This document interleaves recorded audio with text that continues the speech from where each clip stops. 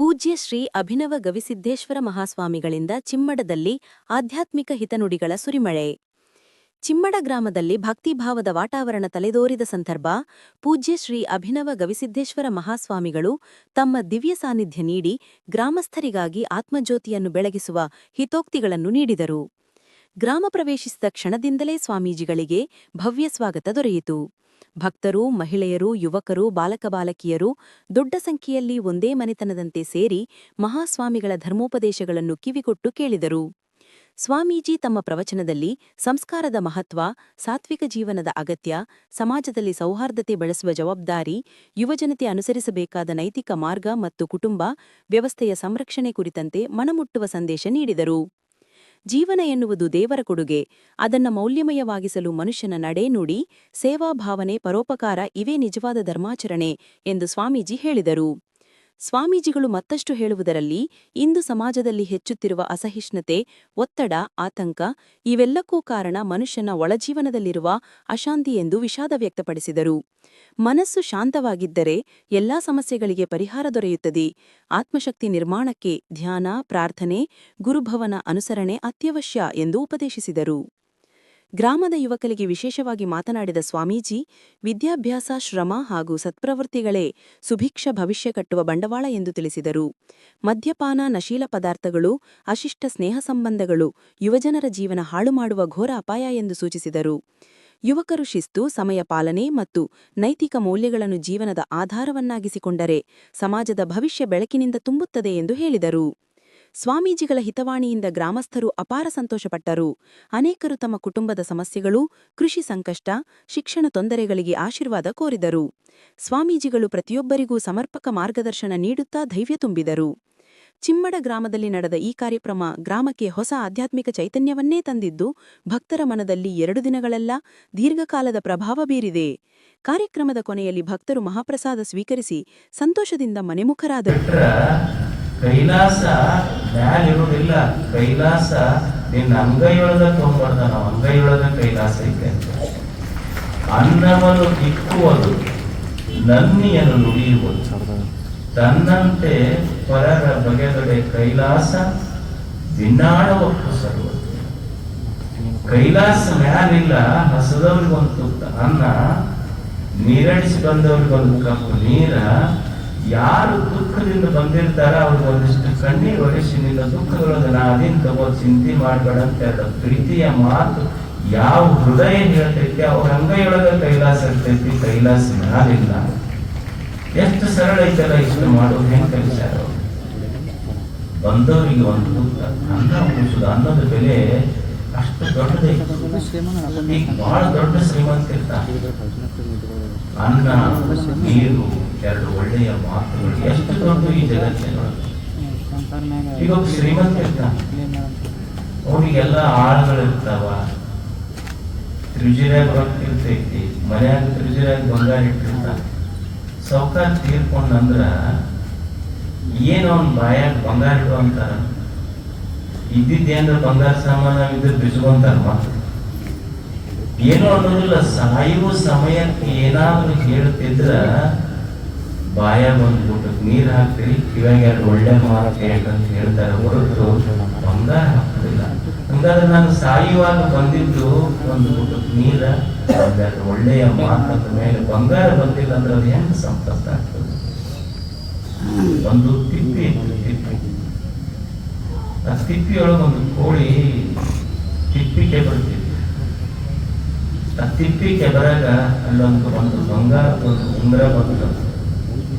ಅದು ಹಿಂಗ್ ಕೆಬರ್ಕೊಂತ ಉಂಗುರ ಬಂತಲ್ಲ, ಹಿಂಗ್ ಕಾಲಿಂದ ಕೆಬರ್ತು, ಅದು ಬಂದು ರೋಡಿಗೆ ಬಿತ್ತು. ಒಬ್ಬ ಮನುಷ್ಯ ಹೊಂಟಿದ್ದ ದಾರಿ ಹಿಡ್ಕೊಂಡು ಆ ಕೋಳಿಗೆ ಹೇಳ್ದ, ಅದು ಹಂಗ ಮತ್ತೆ ಕೆಬರ್ಲಿಕ್ಕೆ ಶುರು ಮಾಡಿ ತಿಪ್ಪಿ. ಅವ ಹೇಳ್ದ, ಬಂಗಾರ ಬಿದ್ದೈತೋ ಇಲ್ಲ ಅಂತ ಕೋಳಿಗೆ ಹೇಳ್ದ. ಅದು ಕೋಳಿ ಅದು ಮನುಷ್ಯರಿಗೆ ನಮಗಲ್ಲದು ಬೆಲೆ ಉಳಿಸು. ನಿಮಗ ಅದು ಬಂಗಾರ ಇರ್ಬೇಕು, ನಮಗ್ ಬೇರೆ ಬಂಗಾರ ಐತೆ. ನಿಮಗೆ ಹೆಂಗ ಬಂಗಾರ ತಿಳ್ಕೊಂಡಿರೋ, ಯಾವುದು ಯಾವುದನ್ನು ಪಡ್ಕೊಂಡು ಎಲ್ಲ ಸಾಮ್ರಾಜ್ಯಗಳು ಮಹಾರಾಜರು ಹೊಡೆದಾಡಿದ್ರು. ಎಲ್ಲ ಸ್ನೇಹಿತರನ್ನ ದೂರ ಮಾಡಿತು. ಮತ್ತ ಒಡ ಹುಟ್ಟಿದ ಅಣ್ಣ ತಮ್ಮಗಳನ್ನ ಬ್ಯಾರೆ ಮಾಡಿತು. ಅದು ಸಂಪತ್ತು. ಏನ್ ತಿಪ್ಪಿ ಕೆಬರುವಾಗ ನನಗೊಂದು ಕಾಳ ಜ್ವಾಳ ಸಿಕ್ತಲ್ಲ, ನನ್ನ ಹೊಟ್ಟಿ ತುಂಬತೈತೆಲ್ಲ, ಜ್ವಾಳ ಸಂಪತ್ತು ನೀ ಹೇಳ್ಬೇಕಂತ.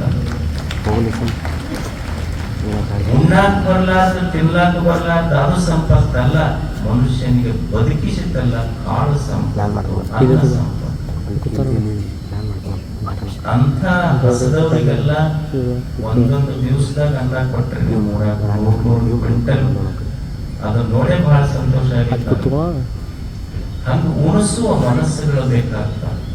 ಬಂದವರಿಗೆ ಒಂದು ಅನ್ನ ಕೊಡಬೇಕು, ಒಂದೆರಡು ಚಲೋ ಮಾತು ಹೇಳ್ಬೇಕಷ್ಟ. ನಾವೇನು ಕೊಡ್ಬೇಕಾಗಿಲ್ಲ, ಒಂದೆರಡು ಒಳ್ಳೆಯ ಮಾತುಗಳು. ಮನುಷ್ಯ ಅಷ್ಟು ಬಡತನ ಇಲ್ಲಲ್ಲ. ಇವು ನೋಡ್ರಿ, ನಿಸರ್ಗ ಎಷ್ಟು ದೇವರು ಕಾಗಿಗೇನು ಬಹಳ ಅಕ್ಷರ ಗೊತ್ತಿಲ್ಲ, ಒಂದು ಬರೀ ಕಾ ಕಾ ಇಷ್ಟ ಅಂತಿರ್ತೀವಿ. ಅದು ಒಂದೇ ಅಕ್ಷರ ಶಬ್ದ ಅಲ್ಲ, ಒಂದ್ ಅಕ್ಷರ ಗೊತ್ತೈತಿ. ಕಾ ಕಾ ಕಾ ಅನ್ನೋ ಒಂದು ಅಕ್ಷರ ಗೊತ್ತೈತಿ.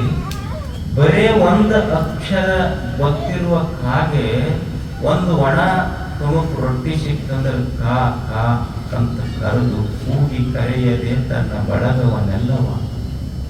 ಒಂದು ಒಣ ರೊಟ್ಟಿ ಸಿಕ್ಕರೆ ಕಾಗಿ ಕಾ ಕಾ ಅಂತ ತನ್ನ ಎಲ್ಲಾ ಬಳಗ ಕರ್ಕೊಂಡು ಹೋಗ್ತೈತಿ. ಅದಕ್ಕೆ ಬಹಳ ಗೊತ್ತಿಲ್ಲ, ಒಂದ ಅಕ್ಷರ ಗೊತ್ತೈತಿ.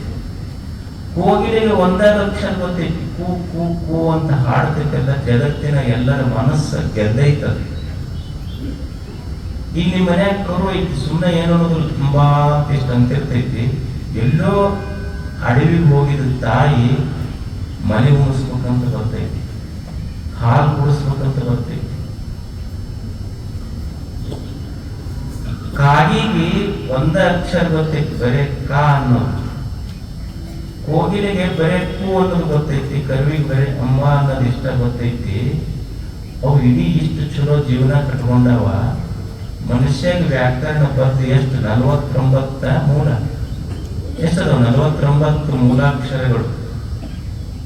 ಅವಕ್ಕೆ ಒಂದೊಂದ ಅಕ್ಷರ ಕೊಟ್ಟಾನ ದೇವರ. ಇಷ್ಟು ಸಂತೋಷದಿಂದ ಬದುಕ್ಯಾವ. ಇಲ್ಲಿ 49 ಅಕ್ಷರ ಕೊಟ್ಟರು ಊರಾಗ ಬೆಂಕಿ ಹಚ್ಕೊಂತ ಅಡ್ಡಾಡ್ತಾನೆ. ಒಂದ್ ಅಕ್ಷರ ಕಲಿತಿದ್ರು ಇಷ್ಟು ಸಂತೋಷವಾಗಿ ಬದುಕ್ಯಾವ. ಇಷ್ಟು 49 ಅಕ್ಷರ ದೇವರು ನಮಗೆ ಕೊಟ್ಟಾಗ ಈ ಭೂಮಿ ಬದುಕು ಎಷ್ಟು ಸ್ವರ್ಗ ಸಮಾನ ಆಗ್ಬೇಕಾಗಿ. ಅದಕ್ಕೆ ಮನುಷ್ಯ ಕಲಿಯುವುದು ಏನು ಬಹಳ ಶಾಸ್ತ್ರ ಏನು ದೊಡ್ಡದಲ್ಲ. ನಮ್ಮ ಶರಣರು ಇದನ್ನೇ ಹೇಳಿದ್ರು, ಬಹಳ ಸರಳ ಜೀವನ ಕಲಿಸುದು. ಮನುಷ್ಯ ಶಾಸ್ತ್ರ ಏನ್ ಹೇಳ್ತದೆ? ದುಃಖ ಇರಬಾರದು, ಸಂತೋಷವಾಗಿರ್ಬೇಕು. ಸಂತೋಷವೇ ಮುಕ್ತಿ, ಆನಂದವೇ ಮುಕ್ತಿ. ದುಃಖ ಇರಬಾರದು, ಸಂತೋಷವಾಗಿರ್ಬೇಕು. ಸಂತೋಷ ಯಾವಾಗಿರ್ತಾನಂದ್ರೆ ಮನುಷ್ಯ ಸಂಗ್ರಹದಲ್ಲಿ ಸಂತೋಷ.